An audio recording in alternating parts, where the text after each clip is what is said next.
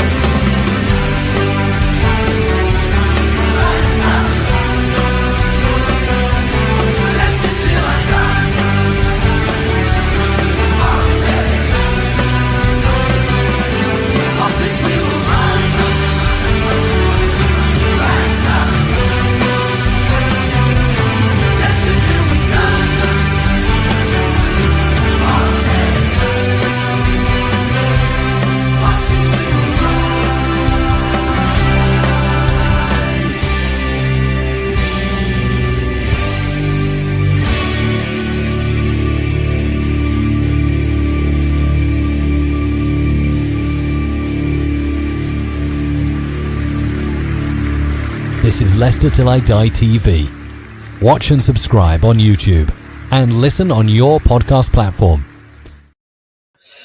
Good afternoon, good evening, good day, hello, good night, wherever you are in the world that is going to apply to you. It is LTID TV. I am Brad. I am your host. I tried to say another word, couldn't say it, so we'll skip over that. Never happened. This is the preview show. It is a Friday night game in the offering for us tomorrow night. It is Leicester City versus Birmingham City. It is a Midlands rival, I guess, so there might be a little bit of joshing and joking about previous results. We have got the wonderful Craig who's joining us tonight. He's coming as the late sub on the late show, if you will. Let's Americanise the phrase, if you will. He'll be joining me in a minute. How is everybody? Leicester, well, how are you feeling? How are you feeling, Leicester fans? I mean, it was a good result against Charlton, wasn't it? Albeit against the run of play and a hard opposition, if you will, but 3 points is 3 points. And if you're a Manchester United fan, first of all, what you're doing on the Leicester City channel, and second of all, how's this rebuild going for you? Yeah. Well, you got absolutely battered, didn't you? Yeah, got absolutely battered. Turned over, if you will. You know, absolutely fried. Completely fried by Grimsby last night. You've made us feel a lot better about getting knocked out by Huddersfield Town. And I'm sure our guest feels a lot better about Birmingham being knocked out by Port Vale. I wasn't going to bring that up. I swear I wasn't. Get your comments going in the question. Let us know how you're all doing. And if you're from Birmingham, let us know how you feel about your club being back in the Championship. I'm going to bring him in now. He's waiting patiently. He's on a time schedule, so if he just randomly disappears, he's not had enough of us. I hope not. But he is graciously coming to save the day. Here's Craig. Craig, hello. Hey, good evening, and thank you for having me on. You're very welcome. Apparently, Chris has messed this up. Chris has one job, to sort the cameras out so I can fit on, and he can't even do that. Yeah, I tell you what. Chris is a name that's resigning with one job, because we've got a Chris that does exactly the same. So, yeah, don't worry about it. No, that must be the problem, must it? How are you doing anyway, Craig? I'm not too bad. Looking forward to the game on Friday, and it's going to be good. I mean, for a change, I think we've done a bit of role reversal, which we'll no doubt go on to.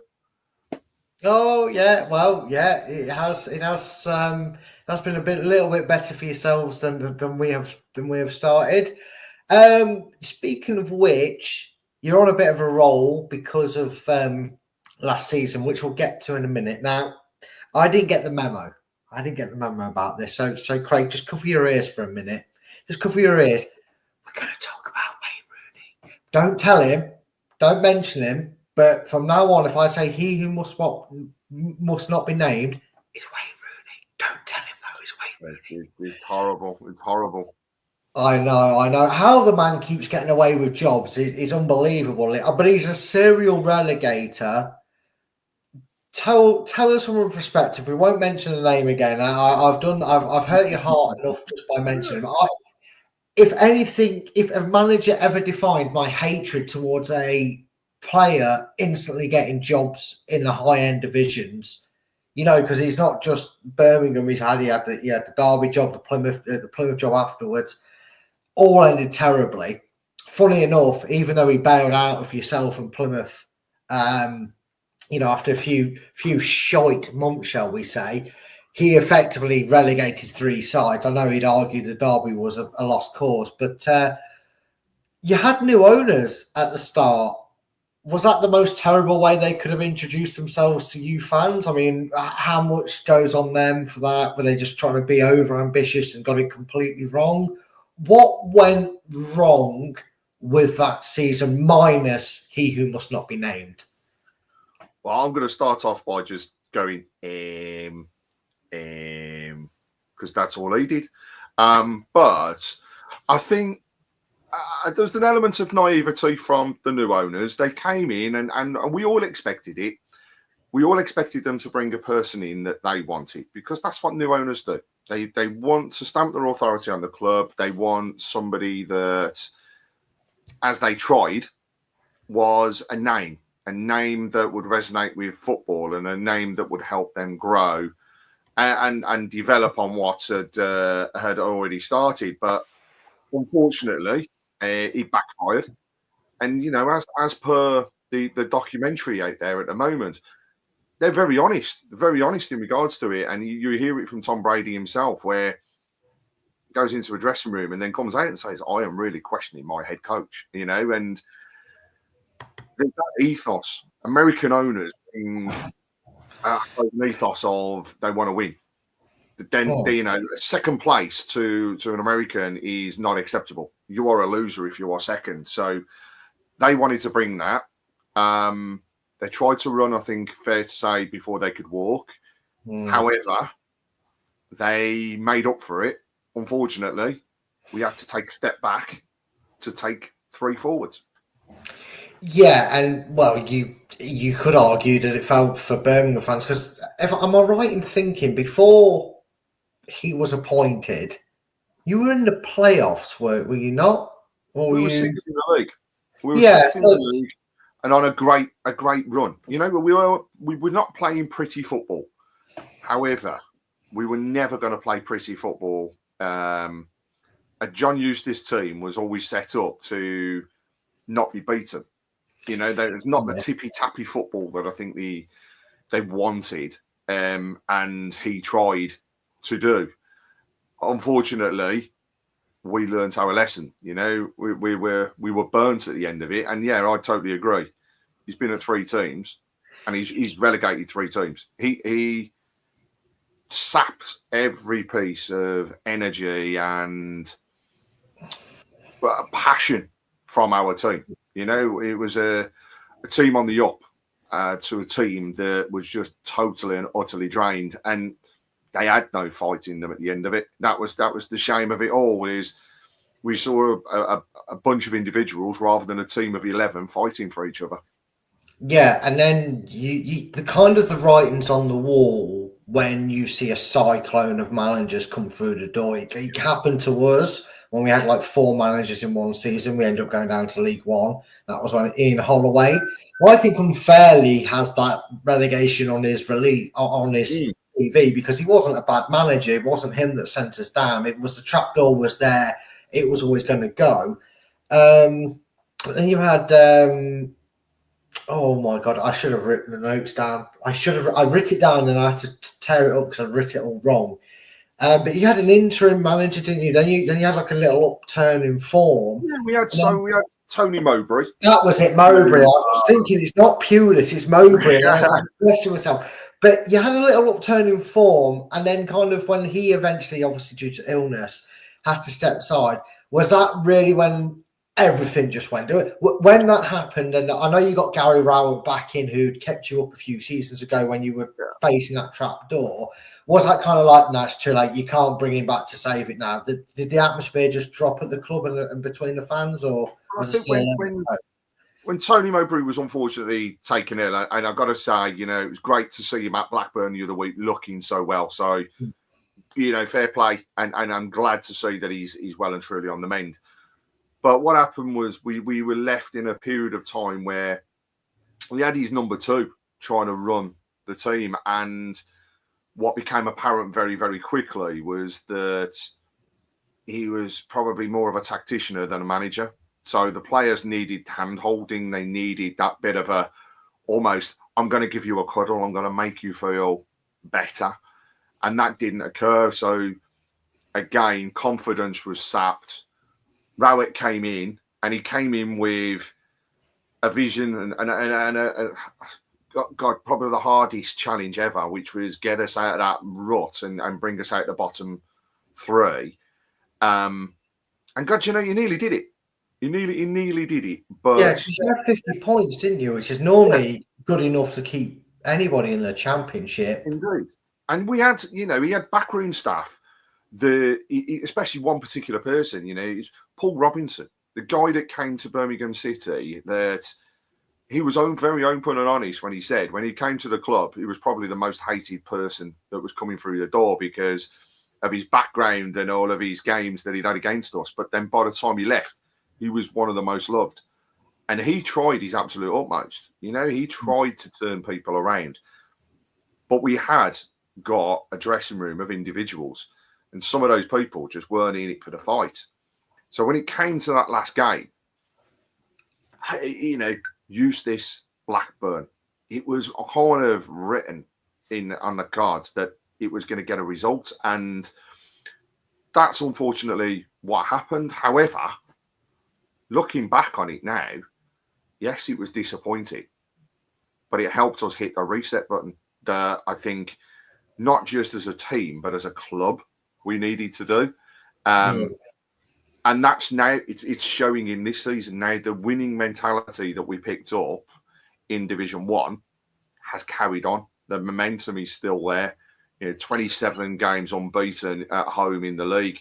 That's a record that, as not seen it, be a whole season unbeaten at home in the league is something that, as a Birmingham fan, you think, you're joking me. But it was great to go through. And also to see us as a Division 1 side, putting ourselves against Newcastle in the FA Cup. And what a great game that was for the FA Cup. It was a screamer of a goal from Iwata that easily took our goal of the season at the Players' Awards. But it also showed how far we had come because nobody left that stadium at that point in time disappointed. And now, going into the games that are in there, the games at home, draw and a win, full house on both occasions, Swansea in a couple of weeks, already sold out. The positive momentum is just continuing. And then, of course, typical Birmingham, we play Port Vale in the cup and we don't turn up. But as daft as it sounds, I think the focus for this season is continuing with the momentum, seeing whether we can get ourselves into a position where we're fighting for potential promotion and just continuing to build. It's what we need to do as a club. We need to build. Yeah, well, it's like you read my notes. I'm going to have to start angling my my book a little bit differently because I was about to say it sounds like such a silly thing to suggest to any supporter of any club, but with the relegation, you've already kind of answered it. When we got relegated to League One, we had that mass exodus, and I know we're having a different style of it this season. Thankfully, a division higher than that, but the mass exodus of players that instantly wanted to leave or did leave. We actually now, it's easier in hindsight, it's a wonderful thing, but we felt that was probably the best thing that could happen to us because for a few seasons, and we had Craig Levine, we had all sorts of torrid managers and torrid ownerships at the time, and just absolute tosh was going on at the club, and we were brinking. You could see us sinking. And then the rebuild, we got promoted. We won the league fairly comfortably, like yourselves, and then we went up. I mean, if somebody had told you that when you went down to League One this could be the best thing that happens to you, how would you have reacted? Would you have laughed at them when you gone, hey, this actually could be what we need? It was weird. And I still can recall that game, you know, to the point that it's not very often where you leave a stadium after what's happened, but there's not a fear of not coming back. And that was what it was. That was what it was like, you know. I got my kids with me. They'd never experienced a relegation before, so it was tough for them. But waited in the stadium, and I had a walk around. I went to the main cop area, and you know, Tom Wagner, the owner, was still there. He was there. He was at the front. He was taking time to speak to the fans. You could see he was distraught. You could see Gary Cook at the time as well, sitting there, head in hands, thinking, "Oh my God, what's just gone on?" And I still remember going up to Tom Wagner and just saying to him, one ask. It was just one ask, and that was, bring us back. And he just turned around and he went, we will try our utmost. And it was at that particular part that you then begin to think to yourself, do you know what, they actually mean this. And then walking from the stadium back into the centre of Birmingham, you're passing all those pubs in Digbeth, full of Blues fans. There's no fan in the doldrums. It was almost a celebration. It was really, really weird. And that's how I think the momentum of that season started. And they set the stall out with the signings they made. Obviously, Stansfield was somebody that... Yeah, hey big spender. I mean, talk about splashing. You know, Wagner wanted it. And we broke the Division 1 transfer record, not once or twice, but 3 times. And it was great to actually have that. But I think the thing for me was, it was that, like I say, it was that almost the fans and the realisation of what had happened, but actually the thoughts of 2 things. Number 1, we're going into a division where we are the big fish. And people are going to come after us. So it was nice to be in that position for a change. And then also, it was that, do you know what, we believe we'll be back up after a season. We believed in the board. They did everything they said they were going to. They took their time on the manager. They brought in Chris Davies. And I still remember the day he was brought in, it was like, who? And then you look at his pedigree and where he's come from, where he'd been. And obviously with yourselves, you know, you'd have... experienced the Davies type football, and they then built that squad that took us to the world record of points, the squad that had a never say die attitude. That even once they clinched promotion, it wasn't we're going to sit back. It was, now we want the title. Oh, now we got the title. Now we want the points record. By the way, we want the total points record. We're not just interested in the League One. And that was what I built up. We haven't seen huge rafts of change. You know, the nucleus of the squad is still there going into this season. I still think we might do something in the window. I don't know where. I think I'd like to see another winger. Don't talk transfer window to Leicester fans. We only know out. We don't know what a transfer bringing in is. Not heard of it. Well, that's one of the differences, isn't it, between us as clubs? Because the last time we played, I don't know you're going to mention it. Yeah, you know, our record is not brilliant. Far from it. But the last time we played, you were the big fish. You were the team that was on the up, and we were the team that were struggling.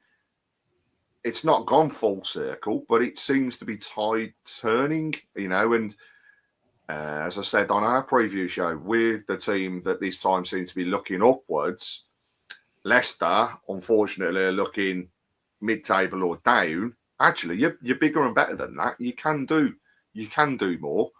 And you know what? I don't want to see any Midlands team suffering. I actually want all the Midlands teams in the Premier League. I'm sick and tired of seeing a southern and northern split. I want the Midlands there. You know, I want the derbies. I want to be playing that team across the other side of the city at B6 postcode, whose name will not be mentioned. No, don't worry. I want to see you. You're going to hate it, but I want to see Cov there. You know, I want us all to be around.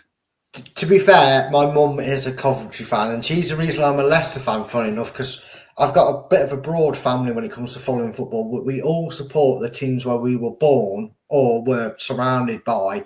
So my dad's a Wolves fan because I actually used to play in Wolvie, which is do some training around there when he was a kid. My mum's a Cov fan because that's where she was born and raised, and I was born and raised in Leicester. So even though my dad wanted me to support Wolves, my mum was like, no, if he's going to follow a football team, if he wants to, which I think I did. I think I chose a football team. It's going to be Leicester, and that's obviously I did take to football, and that's the club I own. So I have a bit of a soft spot for Coventry. I don't mind doing bits at the moment in the league in terms of scoring goals. So yeah, I'm with you. You know, if the Midlands can take over the Premier League to a degree, that would be great. But I mean, speaking of which, you mentioned the record, and I will get to that. Last time we were back round there, but I do like to do this little statistic for us.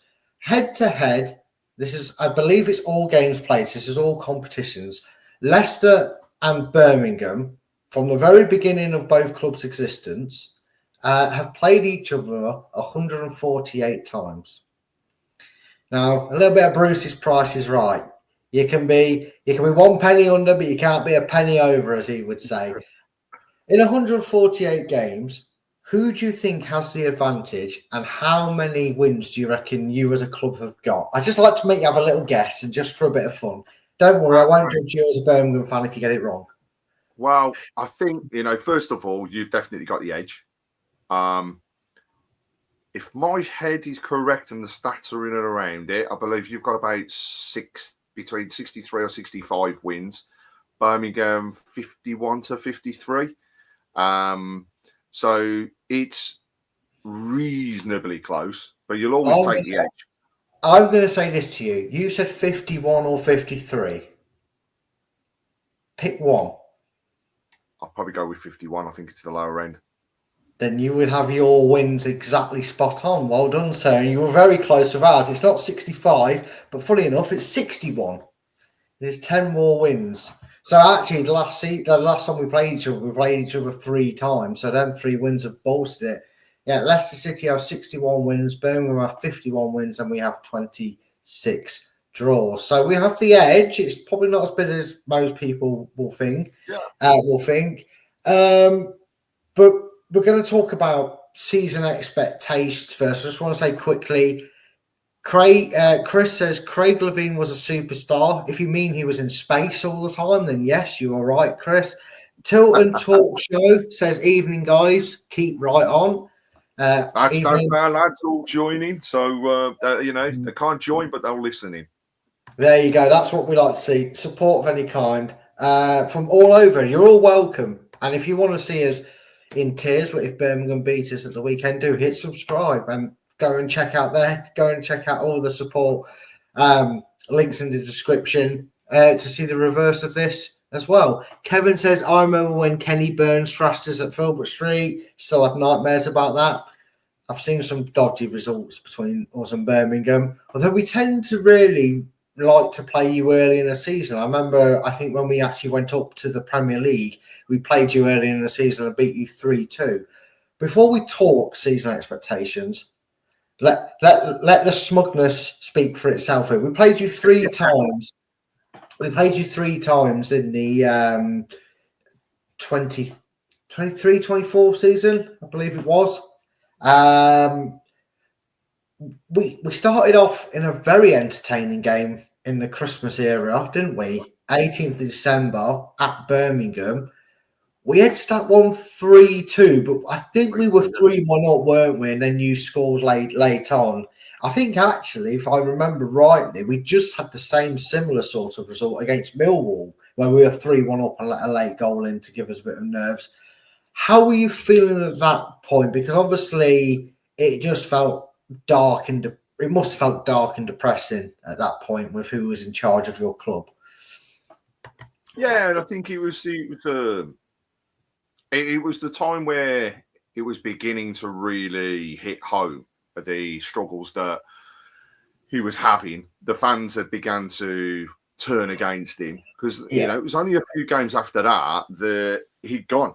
Well, yeah, it was 2nd of January, wasn't it? Yeah, and that's that's football for you in terms of the whole side of it and the way it all came together. But it was nice to give the team that was, running away with things a run for the money. But then never once did we think that we would actually win that game. And that's really scary, considering how we'd started the season and how St Andrews was a bit of a fortress before we went into that lull and the poor running of the club. So it was depressing to go down there and think, yeah, we're not coming home with anything today. Lucky if we get a draw was normally the status as we walked into the ground. Yeah. Never good. Never. Well, I mean, it's very rare that you play a team 3 times in a season. Normally, if it's not in the early rounds of a cup, by the time you get into like the business end of the season, you play them twice. You're probably not going to face them in the cup because one of you went out early or whatever it was. It's even rarer, and correct me if I'm wrong here, so I'm ready to be corrected. But we played 3 different managers, did we not? Because in the FA Cup game, you had a new manager or an interim manager, at least at that point. I can't quite remember. Yeah. And it was an FA Cup game that we were sort of worried about. I think we just scraped past Blackburn the round before in round 3. We played you, or maybe it was the other way around. But we played you just kind of like, oh, new manager bounces. We know what they're all around. Because it'd only been 20 odd days after you got rid of your Voldemort, if you will. And you'd had a little bit of, that's always a worry, especially when a cup game comes along, because you're playing Leicester, who are, we went on a cup run, ironically, as well. We got to the quarterfinals, I believe it was, against. We beat Bournemouth in like round 4 or 5, and then we had quite a decent FA Cup run that season as well. But did you go into that game with a better attitude, a better mindset than you were in the first game around? I know it was a quick turnaround in terms of from December to January, but you were in a different space entirely in terms of managerial ownership. I think, and this was the thing. It was about trying to bring an element of stability. And I can remember the game well in terms of the expectations going into it, which were, we still don't think we're going to win, but actually we got a bit more about us. And I remember there being, quite a few changes to the Leicester side when the squads came out, thinking, actually, if we give this a go, you never know. It was the story of Birmingham really as well, though, in create opportunities and couldn't put the ball in the back of the onion net, and that's what I remember about that game was being on top. I think, if I remember rightly, for a lot of the first half, thinking to ourselves, we could do something here, bit of positivity, and then bang, get stung, and once you're stung, that's it. There was never a coming back, unfortunately, and that was that sinking feeling, and it was unfortunately that down to that previous person's management. It just, not say, sapped the confidence, and every time Birmingham went behind, you never saw them coming back, and that was a scary time. Trust me, you sound like Leicester last season. That does. Every time it was like, I wonder when we'll lose this game. We were joking, but we were saying, it wasn't, can we get a point? Can we beat them? Can we hold on? It was, I wonder at what minute Leicester will kill off our hope of getting a point from this game. That's what it was like for us last season. So believe me when I tell you, we know that feeling of, oh God, as soon as they score, it's over. But how long can we keep the good going, the good feeling going? We'll quickly go through the last game because it was kind of inevitable. We'd come through our wobble, if you will. We had a bit of a last quarter wobble where some mighty team called Leeds United thought they were going to beat us and overtake us. And I can't remember what happened with them. I think they've got there now and got absolutely thumped. But some team that thinks they're a lot bigger than they are. But we played at home. We beat you 2-1.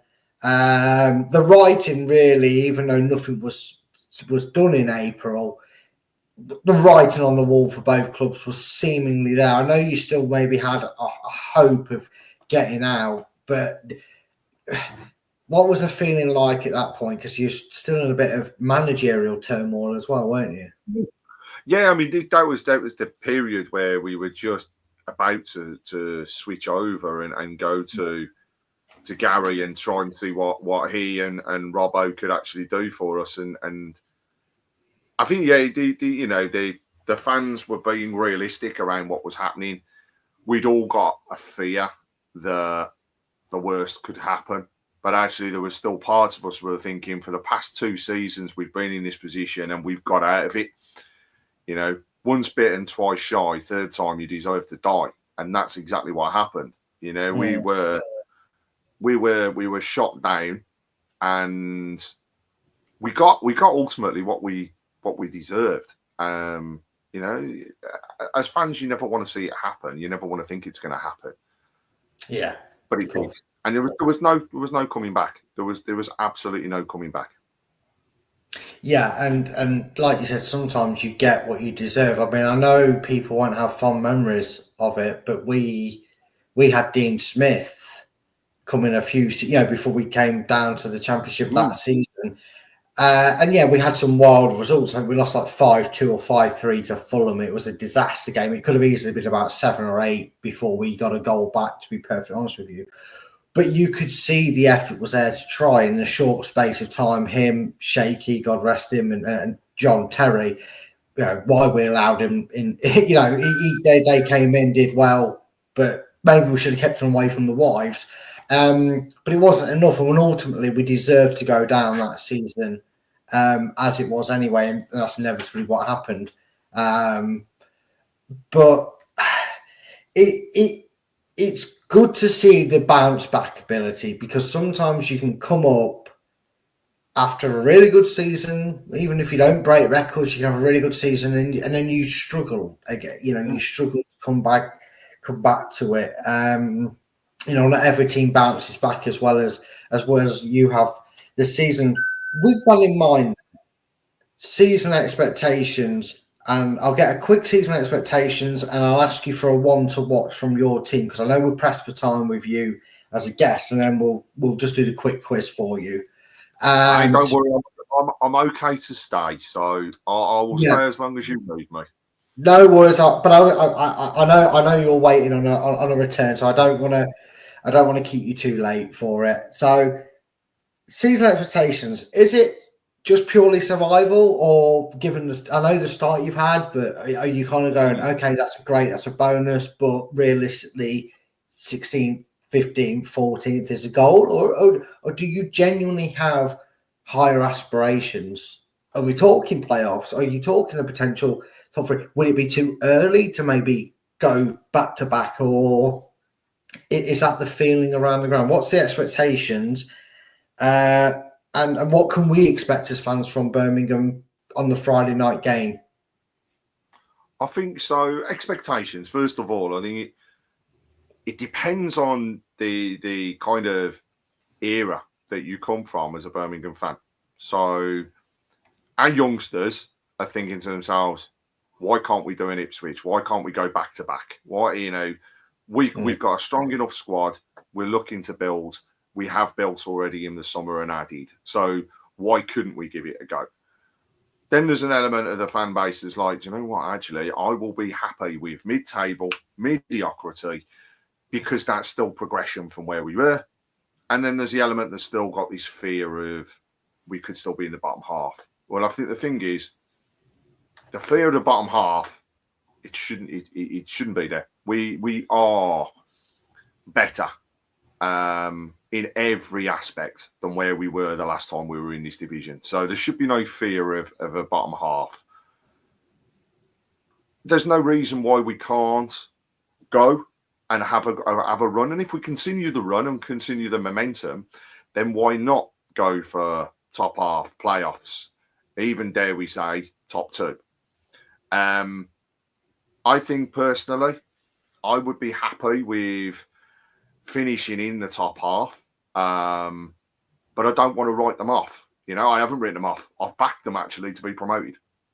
And I think it's because when I think about the mentality, and you'll see this on Friday, the mentality that Chris Davis has built within the team, which is you will fight for absolutely everything. We have and we do play on a very high front press. You will see the attacking prowess that's within the squad. We have goals across the whole team. So we're not just reliant on a striker. You know, we get goals from midfield. We've had goals from the wingers. We've had goals from defence. In fact, last season, I think there was only 2 players within the squad that hadn't scored a goal. So it shows you that you can really spread it out. But the other thing is we've been really clever in the transfer market, because what we've actually done is a defence that was solid last year in the first division has been improved even further with Neumann coming through the door. That guy would head a brick if it was thrown at him. You know, you can see it already. And him and Clara have already formed a fantastic partnership. Clara being the new captain. You know, we wouldn't ever have thought a couple of seasons ago we'd be waving goodbye to Christian Bielik. But he's gone, and he's gone across to the Albion. So it shows how far we have come. And when you look at the players that now sit on the bench, oh God, you know, sometimes would just cry to have them in their first team, let alone sitting on the bench. So I think, you know, my head says I would absolutely love them to go for it. Why not? We've got nothing to lose. My heart, playoffs. That's where I think we'll be. Unfortunately, I think there are stronger teams that can take the top 2 positions. However, I'm saying that the teams that came down from the Premier League at the moment have all shown that they're struggling and actually have lost more players than they've brought in. So I think bar actually Ipswich, who have done a bit in the market, Southampton haven't really done much. Yourselves, I said to Chris, that's the way it seems to be going. But you never say never, and you know, this is the hardest league in this country. You know, the people call about the Premier League, but the Championship's the hardest league. And the gulf that's between those 3 teams promoted and the bottom half of that Premier League is just getting bigger and bigger and bigger to the top half. So when you go in there, and I guess as a Birmingham fan, what I'm thinking is if we can get in there, we've got to go in with a stability, not only with the players and the structure that we have, but also all the stuff in the background. We want to be a position that, as a club, we're saying revenue will then allow us to spend, and we're getting there. So it's going to be an interesting one, but I wouldn't rule out the playoffs. But I'd love to see us top 2. I just think it might be a step too far. Yeah, well, you dare to dream, don't you? That's the joys of football. As fans, we're allowed to do all the dreaming and daring for it. I do feel that Leicester are in a better position than Ipswich and Southampton in more the fact that we just need the window to close. I think most of the majority of our squad, there's probably 2, 3 more that will go. Bilal is obviously the big one, but we've got Faze, Christensen, maybe Winks, although that looks to be a resolved issue with his attitude changing, who could still go. But we've not, I mean, yes, Bilal will be a big loss if he does go, but we wouldn't say, as Leicester fans, yes, okay, Ndidi, you'll look at and think, oh, that's a big name, and obviously Vardy for obvious reasons. But in realistic terms, and players that we've fought for a few seasons now, we maybe need to try and move on and promote the youth and give other chances too, because obviously we haven't brought anyone in. I feel like once that window shuts, even if Bilal's still here and he gets his head right and he gets his head down, and even if he goes in January, you know, I think we're going to have a focused squad, and Marty will be able to get the lads playing. But I would be happy with playoffs right now, or a top 10 to top 8 finish. So it'd be interesting. Birmingham Leicester final with playoffs. Who knows? It'd be nice, wouldn't it? Oh yeah, we definitely have to catch up before that. if you could just pick one player from the team, it must be difficult to do. I mean, it's difficult for us to do. There's a handful we would pick. One to watch. If you was me, and I'm watching the game and I'm seeing your starting lineup, who's a name that should make Leicester fans go, "Oh God, he could do some damage to this. He could cause us trouble today or tonight, should I say?" It is tough at the moment. And again, as a Birmingham fan, I never thought I'd be saying that I find it tough to pick one player to say they stand out. I think it's got to be across our midfield. And either way, he might not go. Sorry. Iwata for me is probably the one to watch, because if he can get hold of the ball and you allow him to play, and if he's there, if him and Paik starts to link together, then that's a midfield that not only has a goal in them, but also has the ability to thread a ball that's needed for, any decent striker to run onto. The standout player at the moment, though, is Ethan Laird. He has been phenomenal. He didn't start the first game. He was on the bench. Everybody was beginning to wonder, would he continue in the side? Was he actually going to leave the club? Brighter Samuel came in and he stamped his authority. But Ethan Laird came in at Sheffield United game and was man of the match. He then played in the next league game and was man of the match. He has been wicked, not only at his defensive side, but going forwards. And we've seen a lot from him during pre-season to see that actually he is focused. So I think my standout player on Friday, Iwata, but really watch out for Laird, because if he bombs forward and he gets the opportunities to get a ball in, as we saw at Blackburn, he came on in that second half and he ran the show. He got us the penalty that got us back into it, and he was there winning the ball that helped us get it out, and it was Iwata's ball that was then supplied that helped us go forwards with the break, again with the help of Paik, to take us to the winner. So, yeah, I know I've said three, but I can't single one out. I've got to go with if I could do a mixture of all of them, it'd be a brilliant player, but go with all three of them at the moment. There you go, Chris. Cut it. Send it to Marty. He's given us the information. He's fallen for the trap. We're going for the trap this season, Chris. Get it clipped. Get it emailed to Marty. We've sussed them out. Right then. You've told us one to watch. I do have to. We're going to do the fun part now, just as we like to wind down the show. It's fact or fiction. Chris, despite my pleas, has not made me a little jingle for fact or fiction. It is basically 5 very simple true or false questions. Say fact or fiction if you want for your answer. It doesn't bother me which way you do it.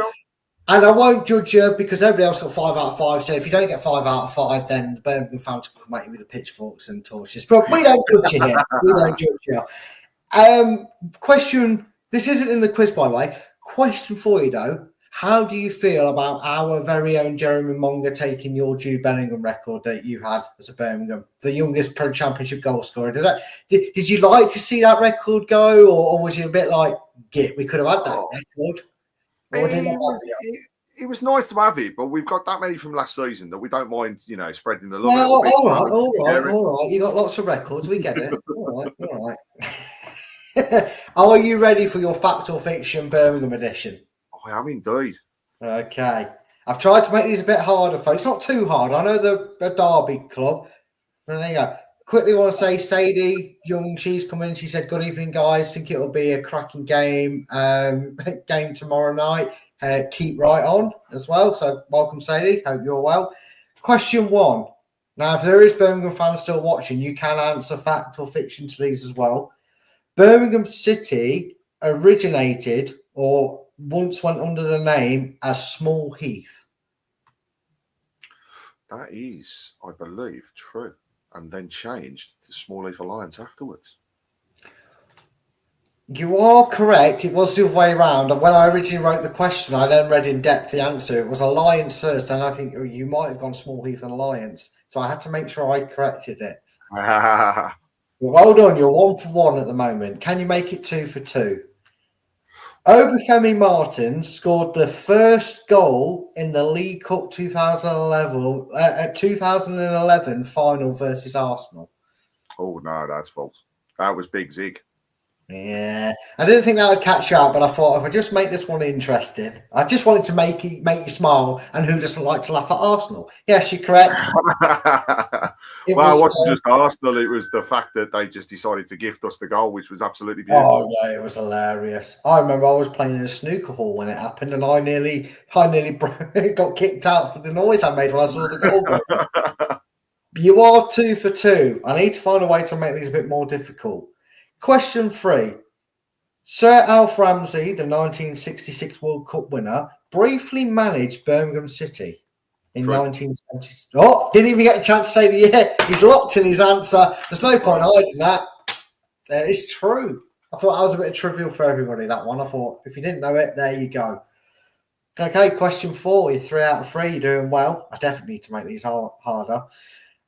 Birmingham have lost 8 league games by an 8-goal margin. Ooh. No, I think that's false. You're 3 out of 3. Everybody before you was 5 out of 5. And you are the first one to not be 5 out of 5. It is true. You have lost 8 league games by an 8-goal margin, and all, believe it or not, away from home.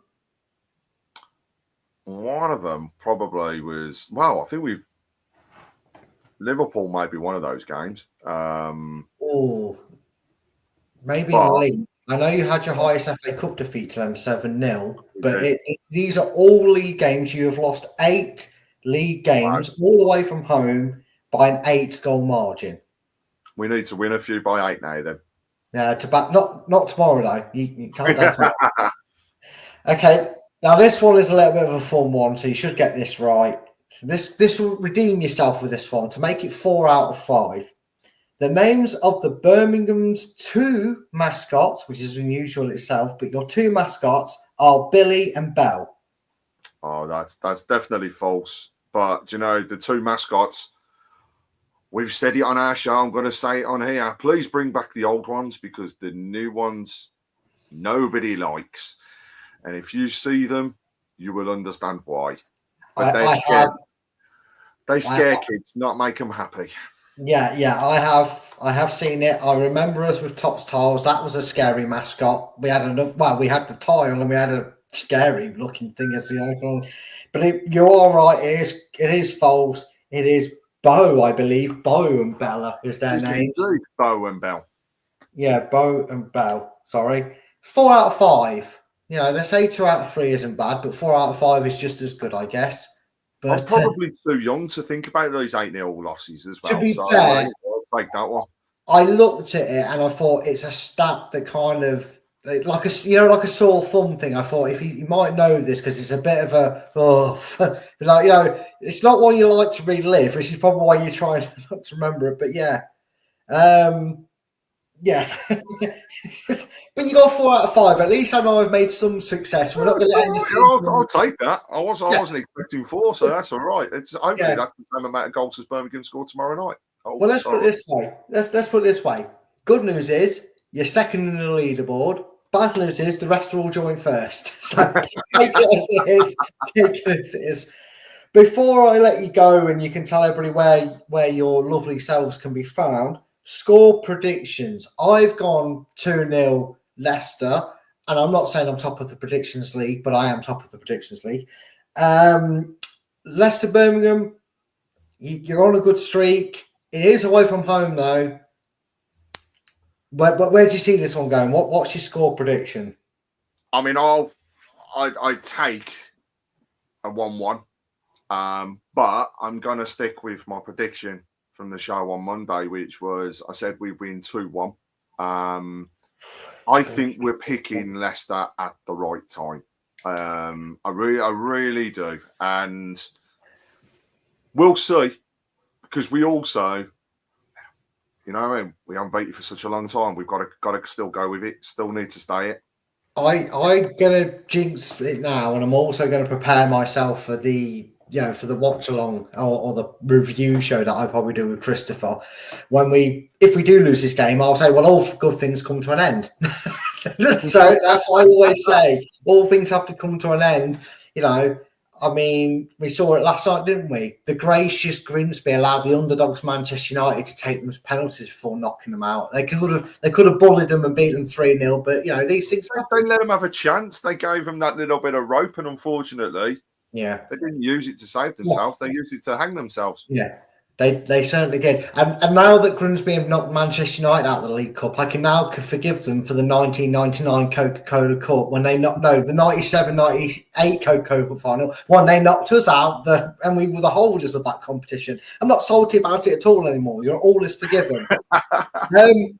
Craig, we kept you a little bit longer than we're trying to do. I tried to wrap up a bit quicker for us, but you've been such a gracious guest on. I would say all the best for tomorrow, but I'd be lying. But just before you go, let everybody know where it is they can find you.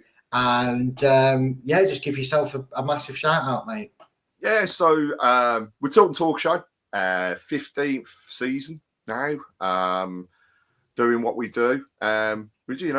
We are fans running a podcast as fans for the club. So you find us on YouTube, Facebook, X, Instagram. We've got our own YouTube channel. Go in and, like yourselves, subscribe. Come and have a look at some of the stuff that's in there. Our player interviews of old.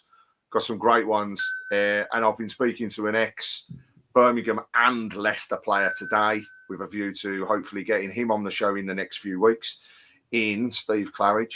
I had a couple of guesses lined up there. I was going to say, yes, but there you go, guys. You want to see Steve Claridge, you've got to go subscribe now just for that. And also, I've got to say, selfishly, what a plug, because it was a show back in lockdown. So many people don't like thinking about that time.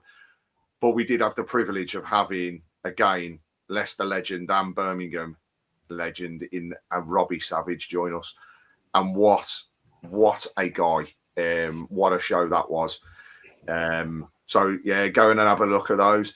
And of course, I was with Chris on Monday. Or Sunday, sorry. So have a look at the away end. It's one that I do where we just get together with the opposition fans to talk about the clubs, to talk about what to expect, and just like yourselves, have a good old chinwag about football. There you go. Thank you very much. And guys, go and check out the channel. So you can go and check out Chris rambling.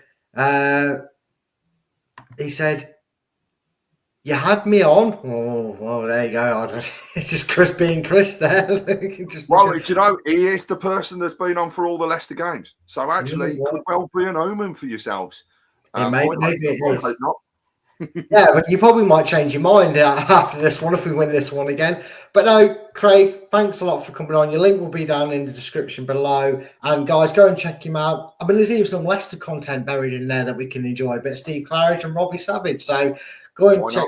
Well, go and check it out. And like I said, after tomorrow night, all the best for your season, Craig. Thank you, and to yourselves, and thanks for having me on. I've really enjoyed it. It's been good. And look, all the best for Leicester. Let's look at a playoff final. Yeah, we'll see you there, mate. Hopefully, we'll see you there. Take care, buddy. Cheers. Thanks a lot. And there we have it, guys. What a gracious guest he was, wasn't he? He came in the last minute to save our sorry souls and give us a guest to talk all things football with.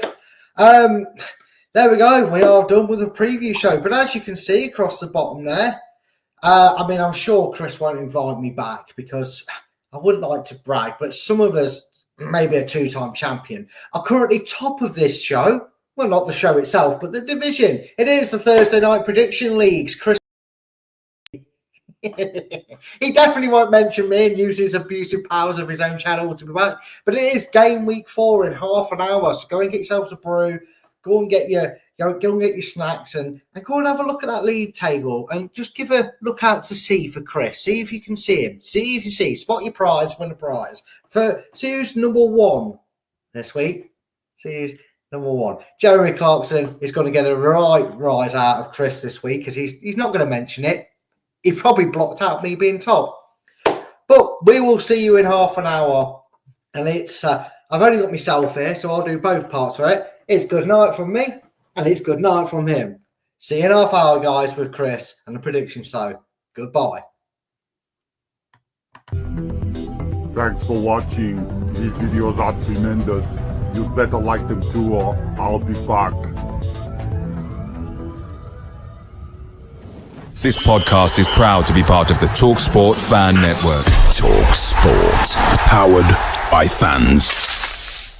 That will conclude this evening's entertainment.